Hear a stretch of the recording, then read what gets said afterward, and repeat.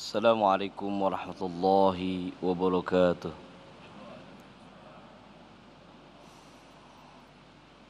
A'udzu billahi minasy syaithanir rajim.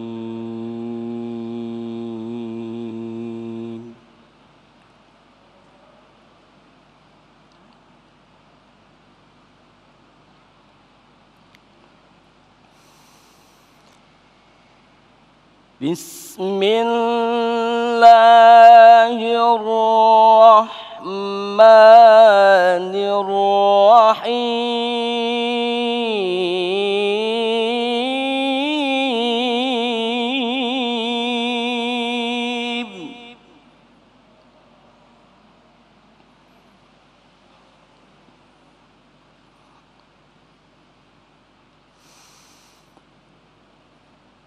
Lillahi ma fis samawati wa ma fil ardh.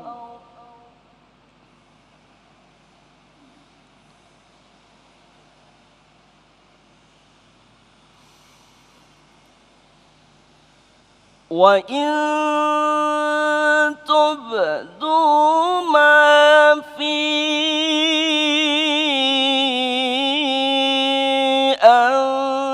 أنفسكم أو تخفوه يحاسبكم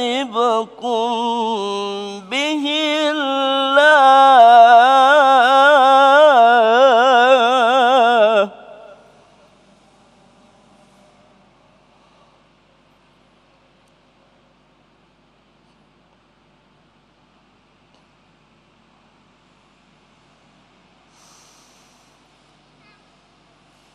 فيغفر لمن يشاء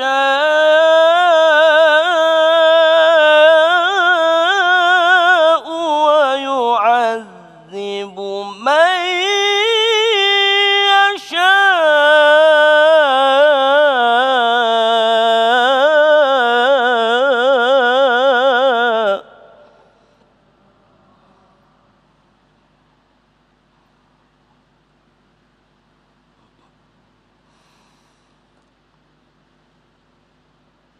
والله على كل شيء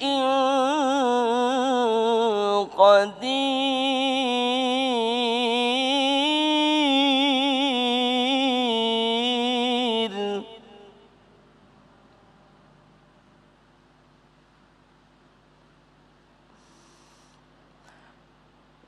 لله ما في السماوات وما في الأرض وإن تبدوا ما في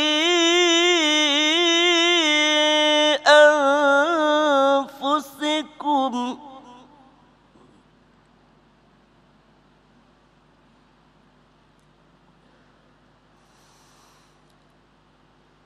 وإن تبدوا ما في أنفسكم أو تخفوه يحاسبكم به الله.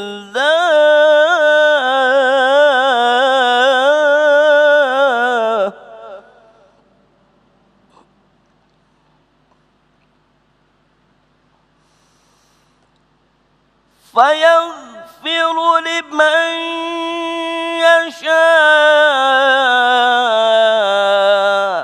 ويعذب من يشاء.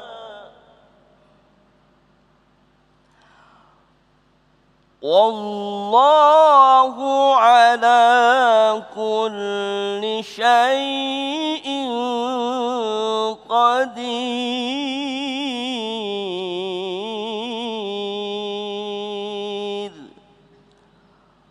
صدق الله العظيم.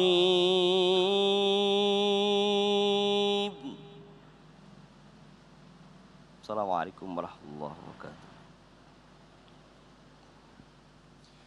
Assalamualaikum warahmatullahi wabarakatuh. Alhamdulillahirabbil alamin, hamdan syakirin, hamdan na'imin. Allahumma salli ala sayyidina Muhammad wa ala ali sayyidina Muhammad. Segala puji bagi Allah, pemirsa, kita kembali dipertemukan dalam Majelis Ilmu Damai Indonesiaku spesial Ramadan. Kita hadir setiap hari untuk mengkaji bersama-sama ilmu dan juga insya Allah akan mempertebal keimanan kita.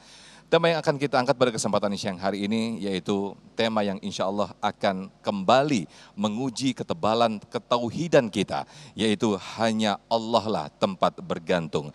Insya Allah alhamdulillah guru-guru kita telah hadir di tengah-tengah kita dan akan mengisi tausiah bersama-sama. Di hadapan kita semua ada Ustadz Yusya Hakam dan juga Ustadz Ahmad Khan yang insya Allah akan memberikan kajian yang luar biasa di siang hari ini. Bersiaran langsung di Masjid Al-Ittihad, Jalan Legen Wisata Boulevard Cibubur, Jawa Barat.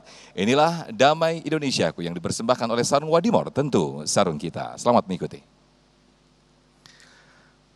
Assalamualaikum warahmatullahi wabarakatuh.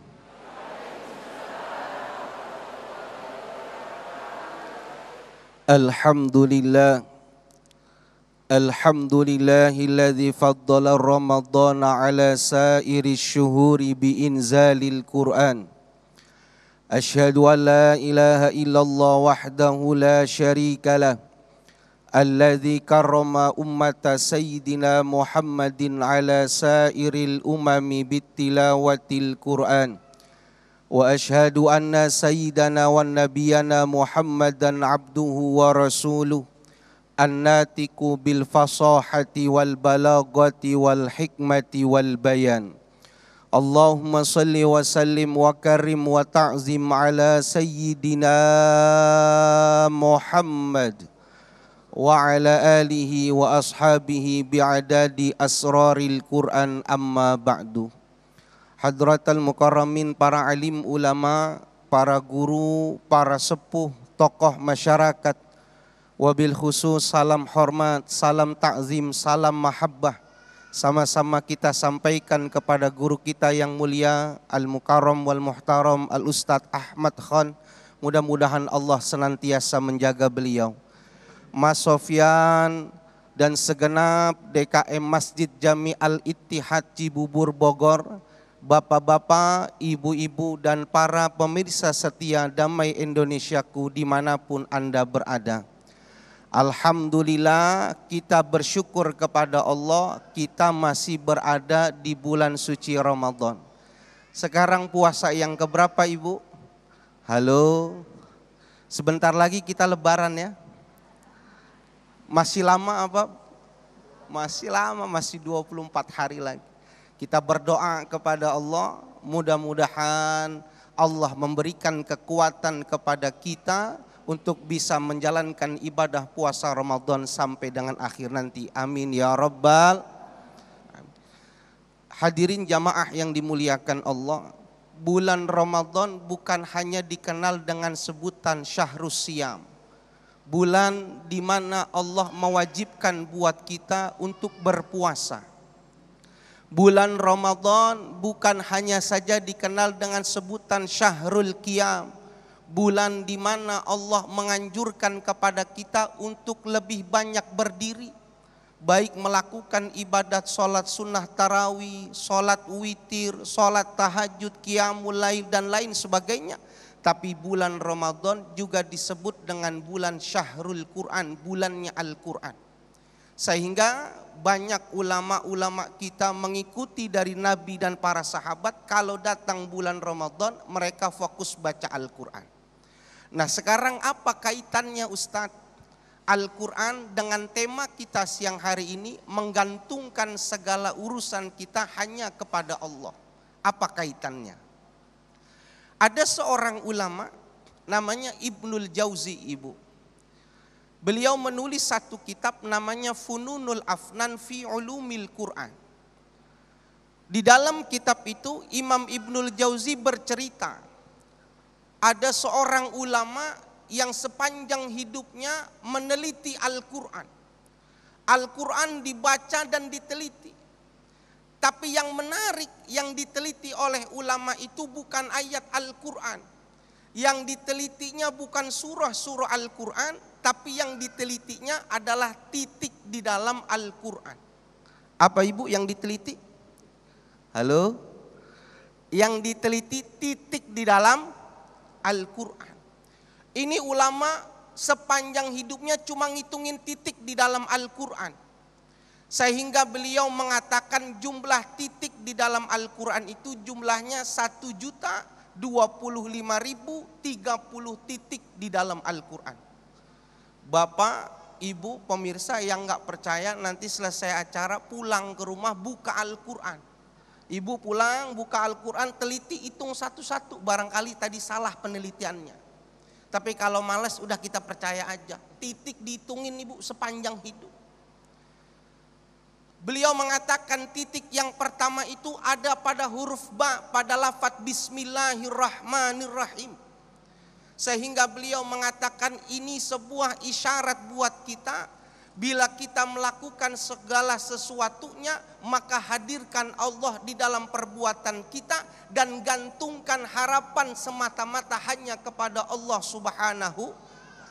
Gantungkan amal kita, gantungkan hajat kita, keinginan kita hanya kepada Allah.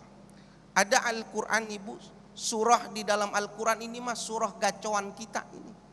Surah gacoan kita. Kenapa? Kita hafal karena sering diulang. Namanya surah Al-Ikhlas, surah Kulhu. Ayatnya ada 4. Qul huwallahu Allahus lam yalid walam walam yakullahu. Ini surah diturunkan kepada Nabi Muhammad SAW ketika ada seorang Arab Badui datang kepada Nabi, bertanya kepada Nabi Muhammad, ya Muhammad, sif lana rabbak, beritahu kepada saya Tuhanmu itu siapa, seperti apa bentuk Tuhan yang selama ini kau sembah, beritahu aku. Maka Allah turunkanlah surah Al-Ikhlas ini kepada Nabi Muhammad sebagai jawaban dari pertanyaan orang Arab Badui itu. Maka Allah memerintahkan, kul, katakan ya Muhammad, huwallahu ahad, Allah itu esa, Allah itu tunggal. Allahus samad, dikuatkan lagi, Allah as-samad, tempat bergantungnya segala sesuatunya gantungkan hanya kepada Allah. Allah sifatnya as-samad, menerima segala hajat seluruh hamba-hambanya, menampung seluruh keinginan daripada hambanya, minta hanya kepada Allah, jangan kepada selain Allah. Maka satu ketika Nabi sedang berboncengan dengan sahabat yang masih muda, sahabat Ibnu Abbas, maka Nabi berpesan kepada sahabat Ibnu Abbas, ihfazillaha yahfazak, ihfazillaha tajidhu tujahak, wa idza sta'anta fasta'in billah. Wahai Ibnu Abbas, jagalah tuntunan agama Allah, jagalah ajaran-ajaran agama Islam, insya Allah kau dapati Tuhan berada di hadapanmu.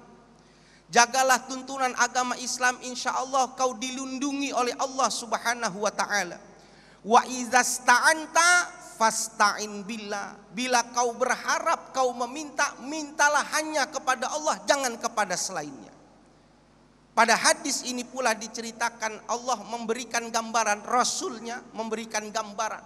Seandainya berkumpul manusia, makhluk-makhluk Allah, jin ataupun manusia, ingin mendatangkan keburukan kepada dirimu, maka tidak akan sampai keburukan itu kepada dirimu kecuali atas izin dan kehendak Allah Subhanahu wa ta'ala. Begitu pula apabila ada orang yang ingin datang memberikan kemanfaatan pada dirimu, gak akan bisa memberikan kemanfaatan kecuali atas izin dan kehendak Allah juga. Kalau begitu buat apa kita minta kepada makhluk kalau ternyata yang maha memberikan itu adalah Allah. Tapi saya mau tanya ini ibu, jujur, bapak, hadirin, jujur jawab nih, tidak ada dusta di antara kita. Kalau ada masalah, yang pertama kali kita ingat Allah apa makhluknya? Halo, ini udah sahur semuanya ini? Kalau kita punya masalah, yang kita ingat pertama Allah apa makhluknya. Lah itu buktinya kalau dalam keadaan kepepet lagi bingung, yang pertama kita lakukan ngeluarin handphone, bingung mau WhatsApp ke siapa. Wah pepet, siapa nih yang bisa di WhatsApp. Kenapa kita nggak diam sejenak, duduk sejenak, minta petunjuk Allah, berdoa kepada Allah. Nauzubillah min zalik. Coba kalau lagi pulang nanti pengajian tiba-tiba sendal hilang. Wah rasa kerusuk kanan kiri. Kenapa nggak tenang, diam, doa, minta petunjuk sama Allah. Kalau memang udah rizkinya pasti ada. Oleh karena itu gantungkan, minta hanya kepada Allah. Ketika Allah sudah mengatakan dirinya as-somad, maka Nabi mengatakan fa innallaha yuhibbu ayyus'al, maka Allah cinta ketika hambanya mau meminta kepadanya.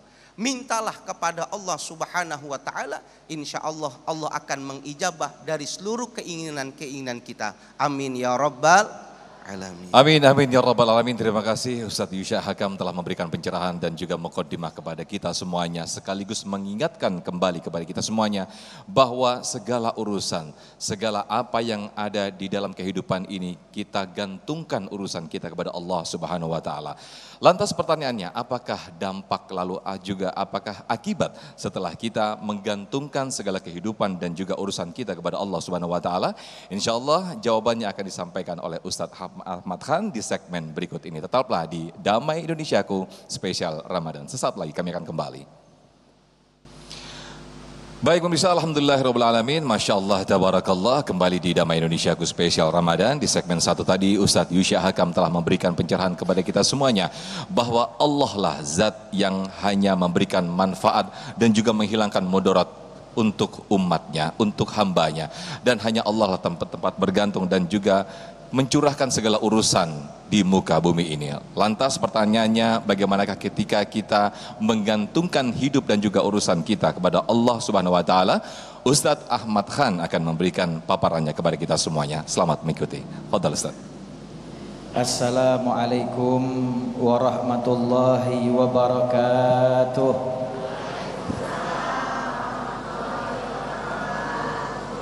Alhamdulillah wassalatu wassalamu ala rasulillah Sayyiduna Muhammad ibn Abdillah wa ala alihi wa sahbihi wa mawalah wa ba'du.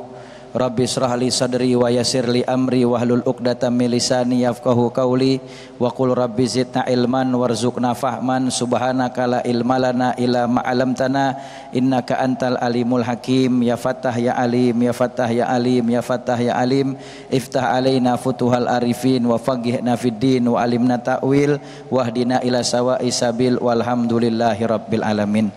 Hadratul muhtaramin wal muhtaramat, segenap jamaah Damai Indonesiaku TV One dimanapun Anda berada, yang insya Allah kita semua senantiasa dirahmati dan diampuni segala dosa kita oleh Allah subhanahu wa ta'ala. Para alimil ulama, wabil khusus guru kita Al-Ustadz Yusya Hakam, Al-Ustadz Sofyan, serta bapak dan ibu sekalian, segenap jamaah Masjid Al-Ittihad Cibubur yang insya Allah kita semua dirahmati oleh Allah subhanahu wa ta'ala.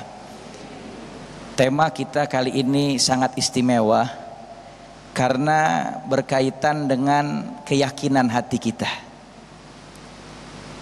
Allah subhanahu wa ta'ala sebaik-baiknya tempat kita bersandar. Allah subhanahu wa ta'ala adalah sebaik-baiknya kita menggantungkan segala urusan kita.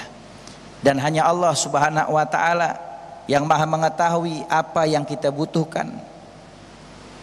Namun sebelum kita masuk lebih jauh berbicara tentang tawakal kepada Allah subhanahu wa ta'ala, di dalam kitab An-Nasaihu Diniyah wal Wasaya Al-Imaniyah yang dikarang oleh Al-Imam Sahibur Ratib Qutbul Irsyad wa Gauthul Ibad wal Bilad Al-Habib Abdullah bin Al-Haddad, di dalam bab tawakal, di situ dijelaskan bahwasanya inna tawakal fahuwa min ashrafi maqamatil mukinin wa azu samratul yakin. Kata Imamul Haddad, sifat tawakal, bergantung hanya kepada Allah subhanahu wa ta'ala, menyandarkan segala harapan dan semua urusan kita hanya kepada Allah subhanahu wa ta'ala, itu adalah salah satu daripada paling mulia-mulianya kedudukan orang-orang yang memiliki keyakinan yang tinggi kepada Allah Subhanahu wa taala. Dan paling mulia-mulianya buah daripada keyakinan tersebut. Maka Allah Subhanahu wa taala jelaskan di dalam Al-Qur'an, kata Allah Subhanahu wa taala, "Fatawakkal 'alallah." Bertawakallah kalian hanya kepada Allah Subhanahu wa taala. Di ayat yang lain Allah Subhanahu wa taala katakan, "Innallaha yuhibbul mutawakkilin." Sesungguhnya Allah Subhanahu wa taala mencintai orang-orang yang hanya bertawakal, menggantungkan segala urusan dan memasrahkan segala urusannya hanya kepada Allah Subhanahu wa taala. Di ayat yang lain Allah katakan, "Wa 'alallahi falyatawakkalul mu'minun." Dan hanya kepada Allah Subhanahu wa taala sajalah kita bertawakal, wahai orang-orang beriman. Jadi bertawakal itu hanya kepada Allah Subhanahu wa taala. Bahkan di ayat yang lain Allah Subhanahu wa taala katakan, "Wa tawakkal 'alallah wa kafa billahi wakila." Dan bertawakallah kepada Allah Subhanahu wa taala, dan cukuplah Allah Subhanahu wa taala sebagai yang kita sandarkan untuk segala urusan dan harapan kita. Lalu tadi Ustaz Sofyan menyampaikan apa sih hasil yang kita dapat kalau kita bertawakal kepada Allah Subhanahu wa taala. Di dalam ayat yang lain Allah Subhanahu wa taala menjelaskan, "Wa may yatawakkal 'alallah fahuwa hasbuh." Dan siapa orang yang bertawakal hanya kepada Allah Subhanahu wa taala, dia hanya menyandarkan segala urusannya hanya kepada Allah Subhanahu wa taala, fahuwa hasbuh, maka Allah Subhanahu wa taala yang akan mencukupinya. Allah Subhanahu wa taala yang akan memenuhi keinginannya. Allah Subhanahu wa taala yang akan mewujudkan harapannya. Allah Subhanahu wa taala yang akan memberikan kemudahan untuk sampai kepada sesuatu yang dia tuju. Maka inilah hasil dari orang yang bertawakal kepada Allah Subhanahu wa taala. Bu, masih hidup? Alhamdulillah. Pak, masih hidup, Pak? Alhamdulillah. Diam aja dari tadi. Bicara masalah tawakal, kita sering dengar kata-kata tawakal ya Bu ya. Udah tawakal aja sama Allah. Ya Pak. Udah serahin aja urusannya sama Allah. Emang apa sih makna tawakal? Al-Imamul Haddad di dalam kitabnya An-Nasaihud Diniyah wal Wasayil Imaniyah, beliau menjelaskan bahwasanya wa aslut tawakkul yakinul qalbi bi annal umura kulluha fi yadillah wa fi qabdatih. Tawakal maknanya adalah keyakinan hati seorang hamba Allah Subhanahu wa taala yang dia yakini di dalam hatinya bahwasanya segala urusan yang ada di muka bumi ini semua itu ada pada kekuasaan Allah dan ada pada genggamannya Allah Subhanahu wa taala. Allah Subhanahu wa taala mampu untuk mewujudkan harapan kita. Maka tawakal kepada Allah Subhanahu wa taala. Dan kata Imam Haddad, wa annahu la dharra wala nafi'a wala mu'tiya wala mani'a ghairallah. Tawakal itu kita meyakini di hati kita bahwasanya tidak ada yang bisa memberikan mudarat, tidak ada yang bisa memberikan manfaat, tidak ada yang bisa memberi, tidak ada yang bisa mencegah selain Allah Subhanahu wa taala. Makanya tiap habis sholat kita diajarin sama ulama-ulama salaf kita buat baca doa, Allahumma la mani'a lima ataita wa la mu'tiya lima mana. Enggak ada yang bisa menahan kita, mencegah kita kalau Allah mau kasih. Dan gak ada yang bisa memberi kita kalau Allah mau cegah. Gak ada tuh. Semua hanya ada pada kekuasaan Allah Subhanahu wa ta'ala. Sehingga dikatakan sukunul qalbi ila wa'di wa dhamani. Yang dinamakan tawakal itu adalah tenangnya hati pada saat kita meyakini bahwasanya kita yakin dengan janji Allah yang Allah Subhanahu wa ta'ala janjikan buat kita hambanya, dan kita yakin dengan jaminan Allah Subhanahu wa taala. Makanya kata Imam Haddad dikatakan pada akhirnya apa? Hatta la yatariba wa la yatazalzala inda wurudi syada'idi wal faqah. Sehingga hasil dari orang yang tawakal, kalau dia pasrahkan semua urusannya hanya kepada Allah, hatinya tenang karena memiliki Allah Subhanahu wa taala. Sebesar apapun masalah yang kita hadapi di dunia ini, kita punya Allah Subhanahu wa taala yang maha besar. Karena yang kasih masalahnya Allah, yang kasih ujiannya Allah, yang kasih jalan keluarnya Allah. Makanya Allah bilang di Quran, wasta'inullaha bisabri wassalat. Mintalah pertolongan kepada Allah Subhanahu wa taala. Yang pertama sabar dulu. Yang kedua kerjain salat. Allah nggak suruh kita cari jalan keluar karena kita manusia yang lemah. Kita nggak punya kemampuan untuk cari solusi jalan keluar. Karena yang kasih jalan keluar itu Allah. Makanya Allah perintahin minta pertolongan sama Allah. Yang pertama sabar, setelah itu salat, minta petunjuk Allah Subhanahu wa taala agar Allah berikan jalan keluar kepada kita. Makanya hasilnya kata Imam Haddad, kalau orang tawakal sama Allah, maka hatinya nggak akan gelisah, hatinya nggak akan galau, hatinya nggak akan bingung, dia kagak bakalan liar, hatinya tenang. Ketika datang ujian, ketika datang kesulitan, ketika datang kemiskinan, maka hatinya tenang karena dia punya Allah Subhanahu wa taala. Bu, yang namanya orang tawakal itu kata Imam Haddad, bukan berarti dia harus meninggalkan sebab dunia. Terkadang orang yang tawakal itu kata Imamul Haddad, dia adalah orang yang menjalankan sebab-sebab dunia, tetapi di dalam hatinya ada rasa tawakal, dia pasrahkan kepada Allah Subhanahu wa taala. Dan ini yang dinamakan tawakal. Maka serahkan segala urusan kita kepada Allah Subhanahu wa taala. Maka siapa yang menyandarkan urusannya kepada Allah, Allah Subhanahu wa taala akan cukupi segala kebutuhan dan segala harapannya. Karena Allah Subhanahu wa taala tidak pernah mengembalikan harapan hambanya dalam keadaan hampa dan kosong, pasti Allah akan wujudkan. Maka sandarkan harapan kita hanya kepada Allah Subhanahu wa taala. Wallahu taala alam bisawab. Amin, amin. Baik, terima kasih Ustadz Ahmad Khan telah mempertegas kembali betapa kita diperintahkan untuk bertawakal kepada Allah Subhanahu wa taala. Betapa kita sering mempraktekkan doa yang tidak asing. Bismillahirrahmanirrahim, la haula wala quwata illa billahil aliyil azim. Nah, di segmen berikutnya kita akan perdalam lagi bagaimana mengaplikasikan di dalam kehidupan kita sehari untuk bertawakal kepada Allah Subhanahu wa taala. Kita akan buka sesi tanya jawab yang insya Allah akan dijawab oleh guru-guru kita. Tetaplah di Damai Indonesiaku spesial Ramadan yang dipersembahkan oleh Sarung Wadimor, tentu sarung kita. Baik pemirsa, alhamdulillahirrahmanirrahim, Masya Allah, tabarakallah, kita kembali di Damai Indonesiaku spesial Ramadan. Nampaknya ataupun sepertinya tidak mudah ketika apa yang disampaikan oleh guru-guru kita tadi, bagaimana kita bertawakal dan juga menyerahkan kehidupan kita kepada Allah Subhanahu wa taala tanpa diiringi rasa ikhlas, tanpa diiringi rasa keimanan dan juga tingkat ketauhidan kita kepada Allah Subhanahu wa taala. Nah, ini kita akan bahas di segmen ini. Para jamaah sudah siap dengan sejumlah pertanyaannya, insya Allah akan dijawab oleh guru-guru kita. Yang pertama nanti akan dijawab oleh Ustadz Yusya Hakam.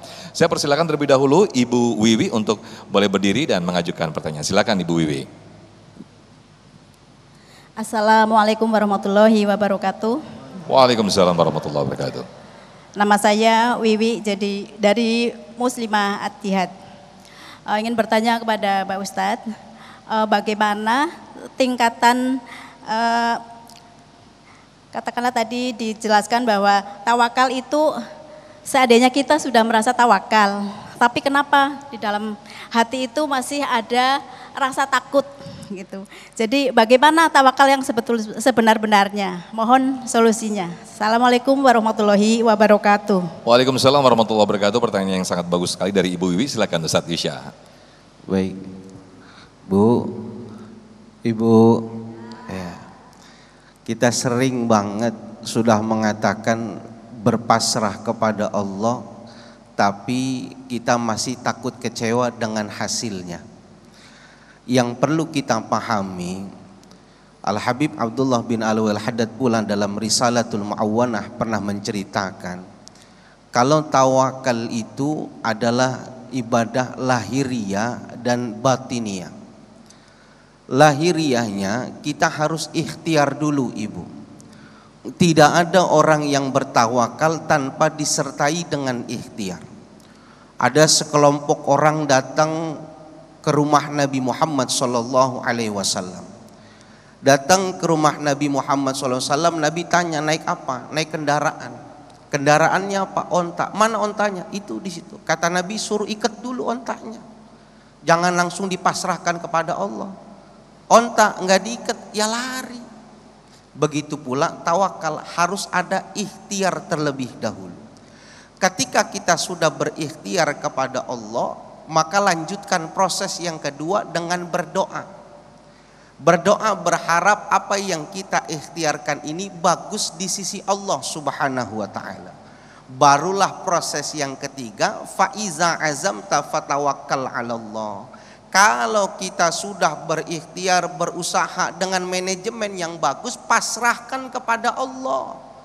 Kalau orang sudah pasrah kepada Allah, fahuwa hasbuh, tadi dikatakan oleh guru kita, Allah cukupkan. Kalau Allah cukupkan itu, Allah tanamkan sifat ridho di dalam hati kita atas setiap ketetapan Allah. Yang perlu kita bangun, ibu, hadirin, pemirsa yang dimuliakan Allah, al-man'u ainul ita.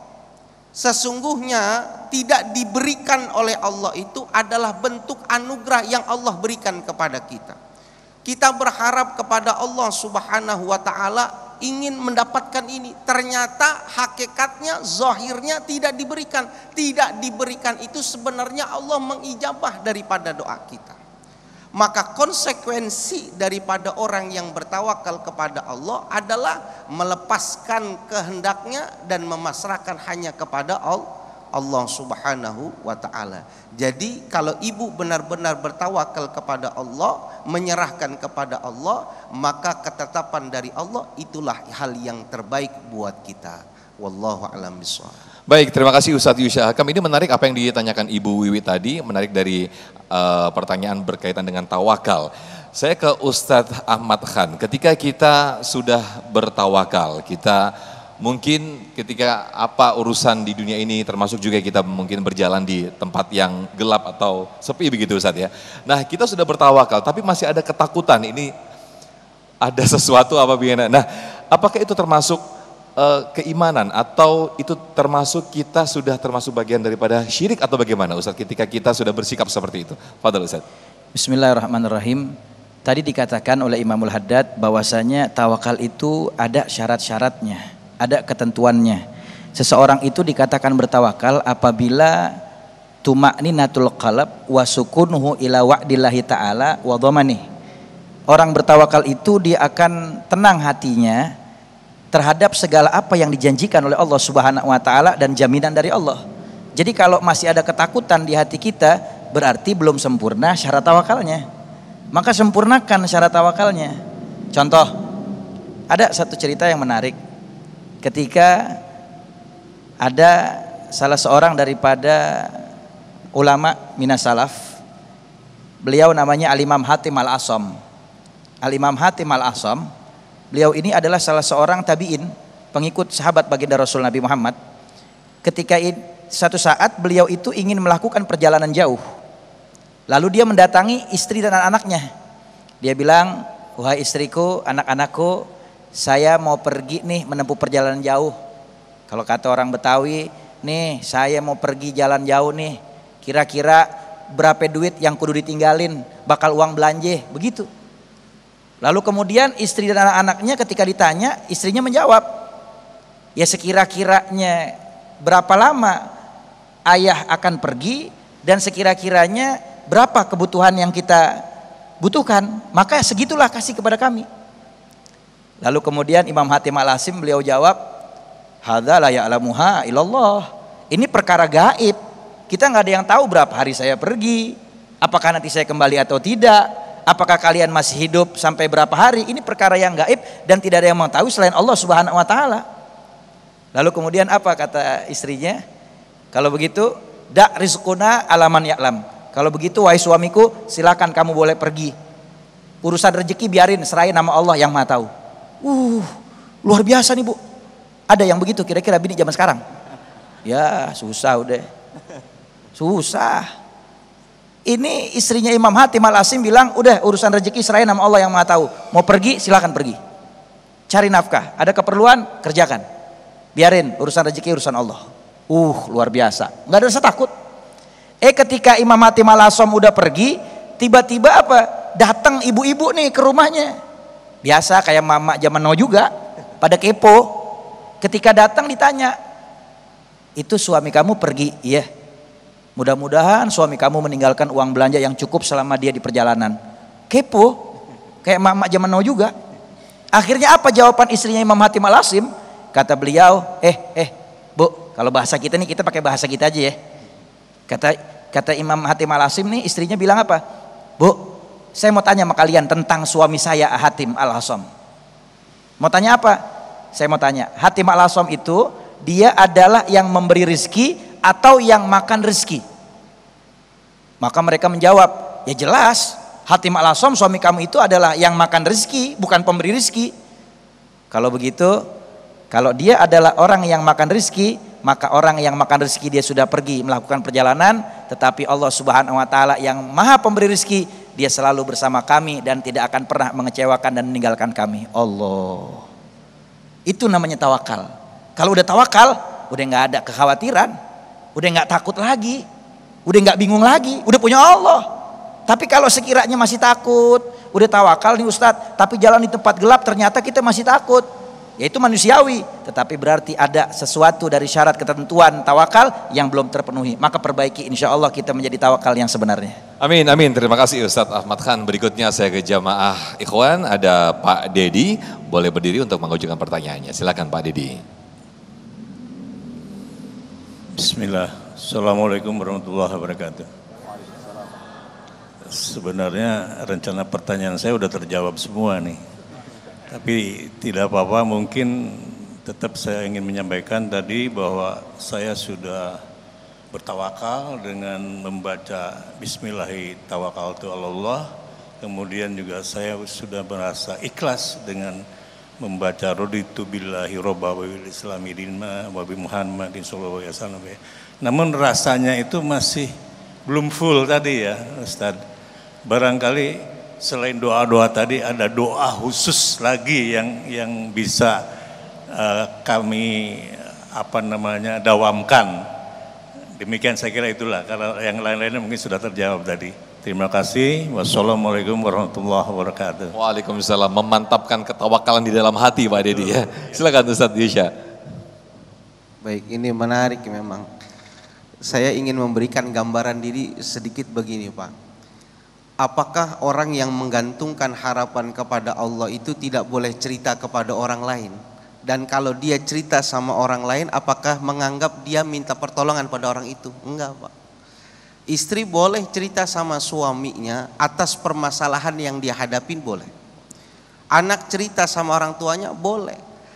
Atas dalam batasan tidak menggunjing Allah, tidak protes kepada Allah. Karena dikatakan man asbaha fahuwa yashku dayqal ma'ashi fahuwa yashku rabbahu. Siapa orang yang bicara di pagi harinya kepada orang lain tentang kesempitan hidupnya, sesungguhnya dia menjelekkan daripada Tuhannya.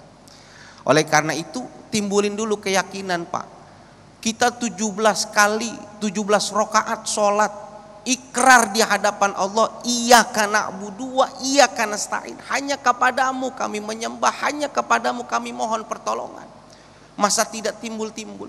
Kalau tidak timbul-timbul, boleh kita amalin doanya Nabi Musa alaihi salatu wassalam. Beliau berdoa, Allahumma lakal hamdu wa ilaikal mustaka wa antal musta'an la haula wa la quwata illa billahil aliyil azim. Baca itu. Atau setiap habis sholat sebagaimana guru kita ajarkan, istighfar, jangan langsung pergi, baca Allahumma la mani'a lima a'taita wa la mu'tiya lima mana'ta. Dia bangun kesadaran tidak ada yang dapat memberikan manfaat siapapun kalau Allah sudah menahan. Dan kalau Allah sudah menentukan, pasti tidak ada yang bisa menahan. Sehingga timbul keyakinan buat kita, apa yang sudah terjadi buat kita, itulah bentuk tawakal kebaikan kita, dan hasilnya terbaik di hadapan Allah Subhanahu wa ta'ala. Baca doa Nabi Musa tadi, Allahumma lakal hamdu wa ilaikal mustaka wa antal musta'an la haula wa la quwata illa billahil aliyil azim. Wallahu a'lam bishawab. Baik, berikutnya saya ke penanya selanjutnya, ada Pak Jedi yang sudah siap dengan pertanyaan. Silakan, boleh berdiri Pak Jedi. Bismillahirrahmanirrahim. Assalamualaikum warahmatullahi wabarakatuh. Lagi-lagi Ustadz, pertanyaan udah terjawab semua. Tapi nggak apa-apa, saya akan mencoba bertanya juga. Al-Quran sudah menyatakan bahwa iya akan na'budu wa iya akan nasta'in, bahwa kita hanya bergantung dan kita mohon kepada Allah Subhanahu wa taala. Kita sudah berdoa, kita sudah sholat, kita sudah ikhtiar. lagi-lagi hukumnya akan balik lagi ke situ, ke 1, 2, 3 lagi kalau kita bersabar.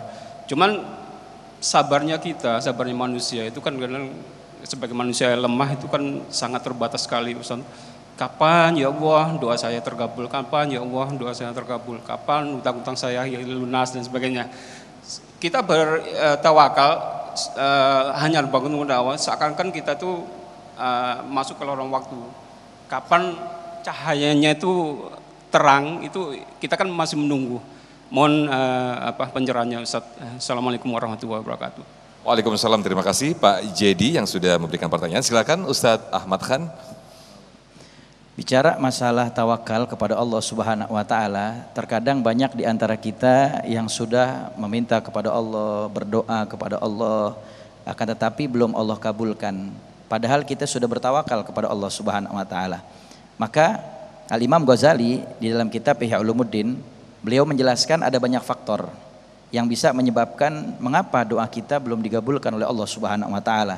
Kalau di dalam kisahnya Al-Imam Ibrahim bin Adham, ketika beliau lewat di pasar Basrah, itu banyak orang-orang di pasar Basrah bertanya, "Wahai Imam Ibrahim bin Adham, kami sudah berdoa kepada Allah Subhanahu wa taala dan kami juga bertawakal kepadanya, tapi kenapa kok doa kami belum diijabah?" Kata Imam Ibrahim bin Adham, itu disebabkan karena hati kalian mati dari 10 perkara. Itu kalau disebutin, diceritain 10 perkara nggak cukup 2 hari nih, durasi kurang. Cuman salah satunya yang pertama, dia bilang apa? Ngaku kita cinta sama Allah, tetapi tidak menjalankan perintahnya, tidak menjauhi larangannya. Ini yang satu pertama aja dulu rapiin. Bahkan kalau kita lihat lagi di dalam satu hadis yang diriwayatkan oleh Al-Imam Baihaqi di dalam kitab Mukhtar Hadis Nabawiyah wal Hikam al-Muhammadiyah, itu Nabi mengatakan, innal abda la yuhramu rizqa bidambin yusibu alaih. Seorang hamba Allah Subhanahu wa taala itu bisa terhalang untuk mendapatkan rezeki. Nah, permohonan yang kita minta kepada Allah kan bagian dari rezeki. Di saat kita bisa berdoa kepada Allah saja itu udah rezeki. Jangan pakai ditanyain kapan dikabulnya. Kita bisa minta sama Allah aja itu udah rezeki. Berapa banyak orang yang kelar sholat dia kagak minta sama Allah.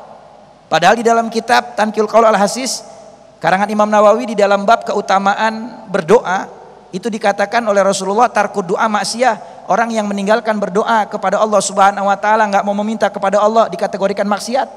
Bahkan kalau ada orang yang ketika dia kelar sholat dia tidak meminta kepada Allah, itu malaikat di masjid dia berkata, istagnaita anillah amalaka lillahi haja.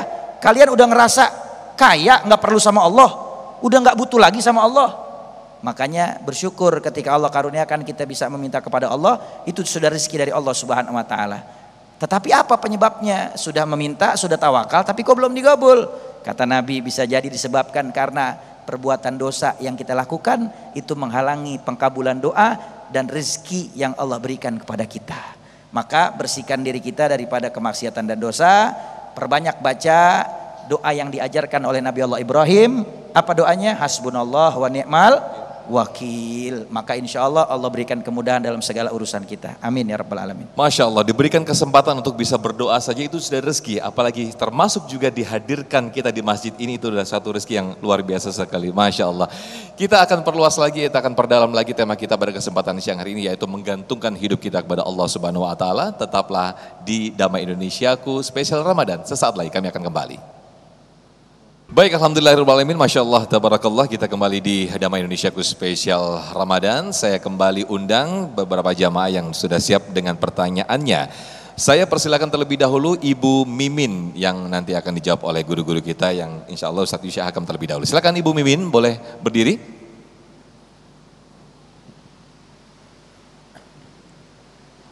Assalamualaikum warahmatullahi wabarakatuh. Waalaikumsalam warahmatullahi wabarakatuh. Saya Ibu Mimin dari Majelis Ba'bul Janah. Saya mau bertanya Pak Ustadz tentang tawakal pada solusi yang saya hadapi terhadap permasalahannya. Tentang apa ya? Tentang permasalahan saya gitu. Jadi masalah hidup begitu ya Bu ya? Masalah hidup. Jadi bagaimana kita dikuatkan lagi untuk bertawakal begitu mungkin maksudnya Ibu Mimin ya? Iya, terhadap keluarga. Baik, itu aja Ibu Mimin pertanyaannya. Terima kasih Pak Ustadz. Assalamualaikum warahmatullahi wabarakatuh. Waalaikumsalam. Ini saking bingungnya Ibu Mimin antara tawakal dan ikhtiar jadi sampai nggak bisa berkata-kata. Silakan Ustadz Isa. Baik Ibu. Tapi yang perlu kita pahamin semua hadirin jamaah pemirsa, yang punya masalah bukan Ibu doang. Ini ya orang-orang di sini semuanya punya masalah Ibu, cuma kita Ibu yang di depan doang. juga punya masalah nih Ustadz ya. Cuma Ibu doang yang kebangetan jujur gimana. Sampai bingung masalah saya bagaimana Ustaz. Saya tadi Bapak udah kunjung doa, tapi kok belum diijabah-ijabah juga, pada udah tawakal bener-bener tawakal. Tadi udah disebutkan oleh guru kita Ustadz Ahmad Khon, bisa jadi gara-gara dosa kita yang banyak sehingga belum diijabah. Atau bisa jadi kata Imam Jamaluddin Al-Qasimi dalam Mau'izatul Mukminin, menukilkan juga Imam Ghazali, ada makanan-makanan haram yang kita makan masuk ke dalam tubuh kita sehingga doa kita masih mangkrak. Orang datang kata Nabi dari tempat yang jauh berdebu dengan baju yang lusuh. Kalau ibu kan cakep-cakep semua, itu lusuh, dia doa minta ya Rob ya Rob.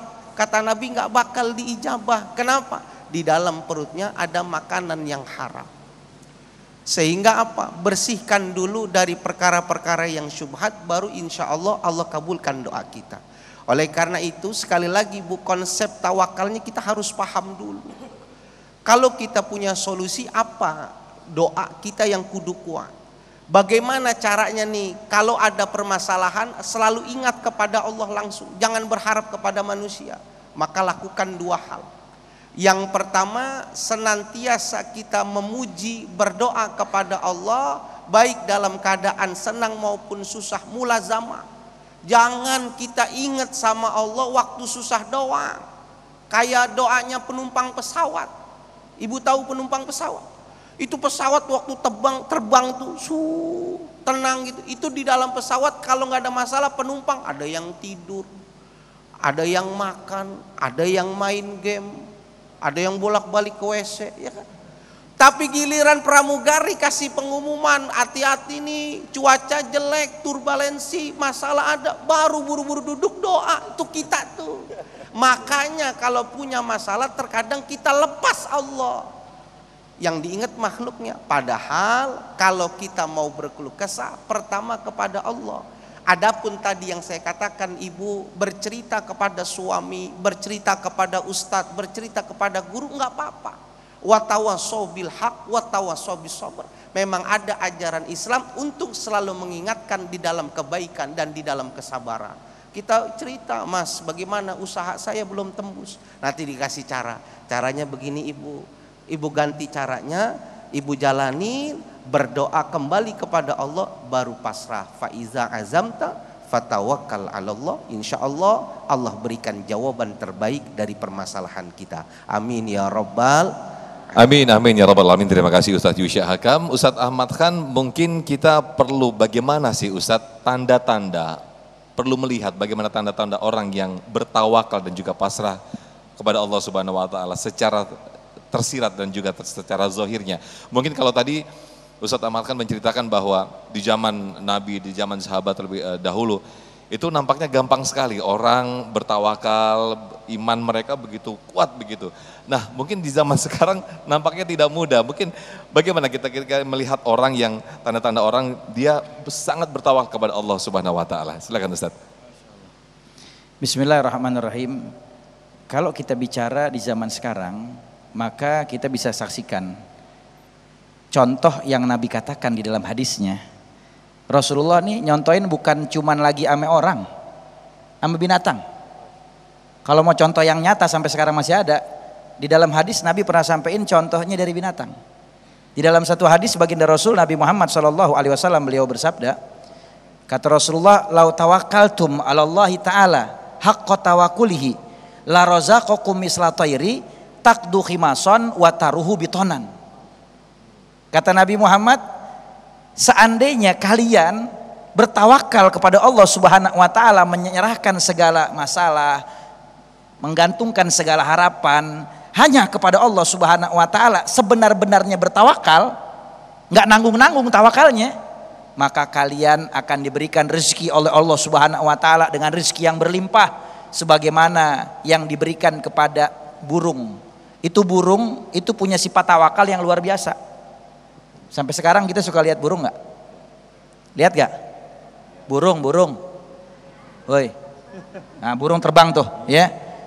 Itu kata Nabi, takdu khimason wa taruhu bitonan. Itu burung ketika dia mau keluar pagi-pagi dari sangkarnya, itu induknya burung dia tawakal sama Allah Subhanahu wa taala. Padahal dia nggak tahu mau dapat rezeki makanan di mana. Kalau model kita kan pagi-pagi keluar rumah udah tahu tujuan kita. Ada yang ngojek, iya gak? Ada yang kanggali kubur, iya gak? Ada yang jadi guru, iya gak? Udah tahu apa kita punya kerjaan. Tetapi pekerjaan dan maisha itu tidak dijadikan sebagai sesuatu gantungan dan harapan, tetap bergantungnya kepada Allah.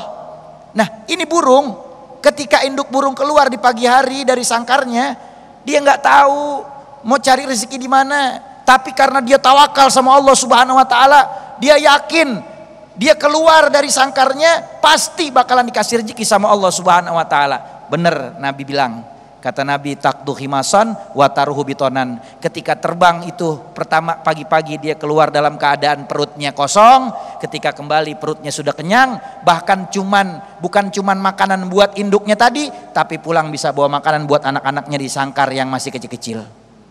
Contohnya tuh kalau kita mau implementasiin dari burung bisa. Tawakalnya tawakal burung.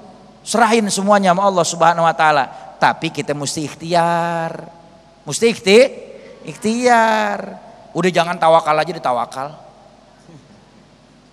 Ibu ngelihat makanan di piring, perut ibu lapar, tapi ibu nggak ikhtiar buat mengambil dengan tangan kanan dan menyuap ke mulut. Ibu bilang begini, udah tawakal aja, tawakal ntar juga kenyang. Bisa gak? Karena yang namanya tawakal setelah ada yang namanya ikhtiar.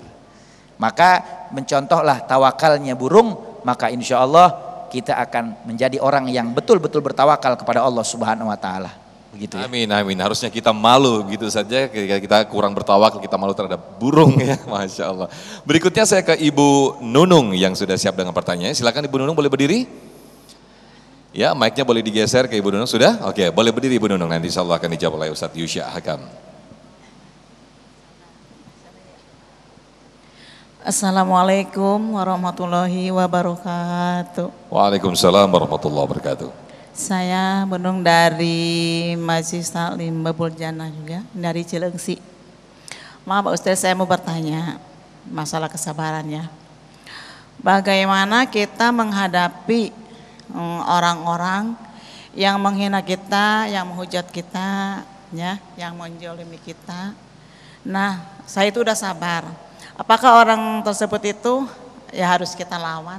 Apa kita diamkan saja? Udah itu aja pertanyaan saya. Terima kasih Pak Ustadz. Wassalamualaikum warahmatullahi wabarakatuh. Waalaikumsalam warahmatullahi wabarakatuh. Bagaimana sikap kita ketika kita menghadapi orang jahat kepada kita? Apakah kita tawakal saja? Bagaimana Ustaz? Masya Allah, Bu. Kalau kita ada orang yang gak suka, itu adalah sesuatu yang manusiawi. Kenapa? Jangankan kita yang banyak celaknya, banyak kotorannya, banyak dosanya, jauh dari kata sempurna.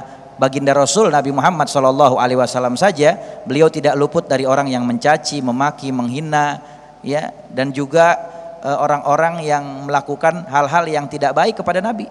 Bahkan Allah Subhanahu wa taala, zat yang maha sempurna, Rasulullah SAW yang diciptakan oleh Allah Subhanahu wa taala sebagai makhluk yang sempurna, tidak luput dari cacian dan makian. Allah Subhanahu wa taala zat yang maha sempurna, juga masih ada yang bilang bahwasanya ya Tuhan tuh punya anak dan lain sebagainya, ya. Maka di sini kita mesti pahami, kalau ada orang yang mencaci memaki kita, maka dikatakan oleh Imam Syafi'i, beliau katakan bahwasanya fa idza nataqa safihu fala tujibhu wa khairu min ijabati asukutu.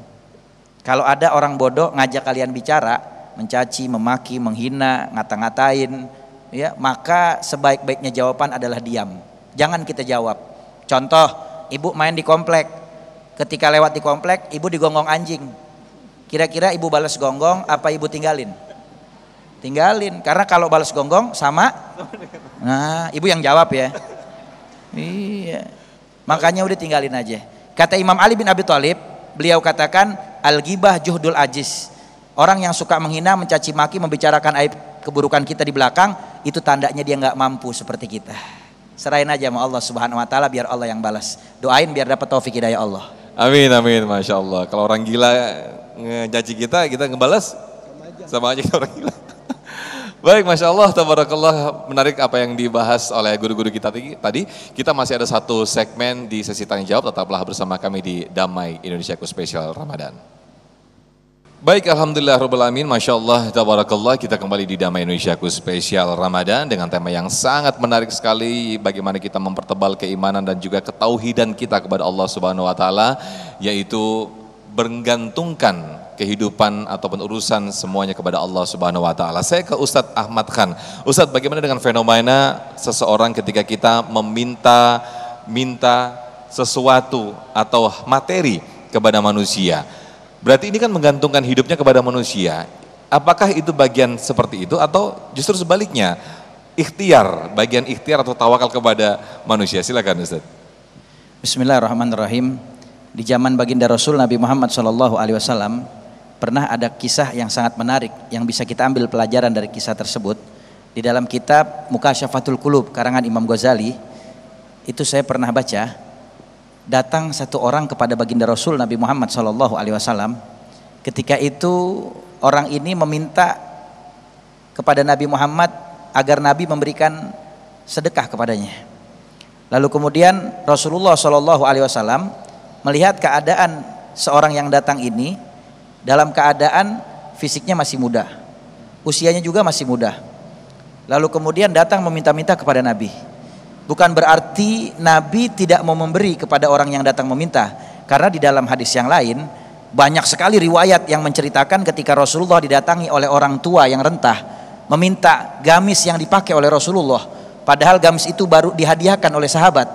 Nabi bilang, ayo ikut ke rumah saya. Nabi lepaskan di rumahnya gamis yang beliau pakai tadi dan beliau berikan kepada orang yang meminta tadi. Dan Nabi memakai pakaian Nabi yang lama yang banyak tambelannya. Jadi di dalam satu sisi Rasulullah SAW memberi sedekah kepada orang fakir, orang yang membutuhkan.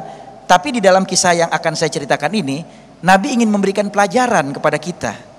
Bagaimana ketika ada datang orang yang meminta-minta, padahal dia adalah orang yang mampu untuk bekerja, padahal dia adalah orang yang mampu untuk melakukan yang namanya ikhtiar di dalam ma'isyah, mata pencarian, tapi justru dia minta-minta karena udah keenakan minta, udah keenakan dibagi, akhirnya nggak mau ikhtiar.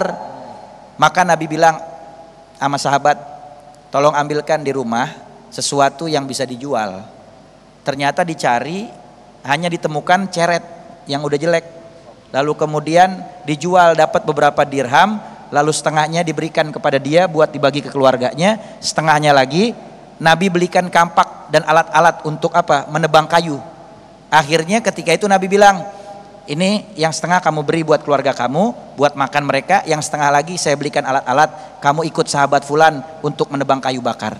Setelah beberapa hari kemudian Nabi sampaikan kepada orang tersebut, la an yahtatiba ahadukum huzmata hatabin ala dharihi khairun lahu min yani as'al ala ahadin. Kata Nabi Muhammad, seseorang yang memotong kayu bakar dari pohon-pohon, lalu kemudian diikat, lalu dipikul dengan pundaknya sendiri, dengan jerih payahnya, keringatnya, dan menghasilkan nafkah, itu lebih baik bagi seseorang ketimbang dia meminta-minta kepada orang lain. Baik, sedikit waktu saja, sedikit dari Ustadz Yusuf Ahkam untuk mengakhiri tema besar kita ya, tentang tawakal kepada Allah Subhanahu wa taala. Baik. Intinya orang kalau sudah bertawakal kepada Allah Subhanahu wa taala, jangan ada keinginan apapun di dalam hatinya. Saya mohon waktunya izin sedikit.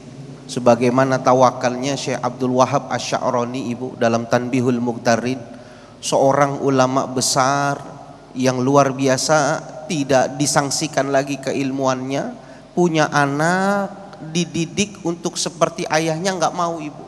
Kadang kita bapaknya pilot, pengen anaknya pilot, ibunya ini pengen ini, tapi anak nggak mau. Ini ulama besar, anaknya nggak mau dia Bu. Udah diikhtiarkan nggak mau, bahkan sering berontak. Maka saat itulah beliau bertafwid, tawakal kepada Allah, pasrah, sehingga tidak ada keinginan lagi. sehingga pasrah yang tulus, tidak ada keinginan apapun. Beliau masih hidup, anaknya Allah berikan karunia sesuai dengan kehendak apa yang diinginkan oleh orang tuanya. Maka taslim, pasrahkan segala sesuatu kepada Allah, jangan ada tendensi apapun di dalam hati kita. Amin, amin. Terima kasih Ustadz Yusya Hakam, Ustadz Ahmad Khan. Terima kasih atas ilmu yang diberikan pada kesempatan siang hari ini. Mudah-mudahan akan memperdalam keimanan kita dan juga tawakal kita kepada Allah Subhanahu wa Ta'ala. Kami akan kembali usai jeda sesaat lagi. Baik pemirsa, terima kasih. Kita sudah di penghujung acara dan terima kasih atas kebersamaan Anda. Jangan lupa besok kita kembali hadir dengan tema Islam, Selamat dan Menyelamatkan yang insya Allah akan hadir Syekh Ahmad Al-Misri dan juga Habib Nabil Al-Musawah yang akan bertempat di Masjid Al-Kausar, Katulampa, Bogor, Jawa Barat. Mewakili kru yang bertugas, saya Muhammad Sofyan dan juga Sarung Wadimar, tentu Sarung kita pamit undur diri. Terima kasih. Wassalamualaikum warahmatullahi wabarakatuh. Bismillahirrahmanirrahim. Alhamdulillahirabbil alamin. Allahumma shalli wa sallim ala sayyidina Muhammadin wa alihi wa sahbihi wa barik wa sallim ajmain. Allahumma alif baina qulubina, Allahumma alif baina qulubina, Allahumma alif baina qulubina wa aslih dzata bainina wahdina subulas salam wa najina minadh-dhulumati ilan nur wa janibnal fawahisha ma dhahara minha ma batan innaka ala kulli syai'in qadir wa tub alaina innaka antat tawwabur rahim. Allahumma taqabbal minna salatana wa siyamana wa qiyamana wa ruku'ana wa sujudana wa takhasyu'ana wa ta'abudana wa qira'atana wa tamim taksir ya Allah birahmatika ya arhamar rahimin. Sallallahu ala sayyidina Muhammadin nabil ummi wa alihi wa sahbihi wasallam. Alhamdulillahi rabbil alamin.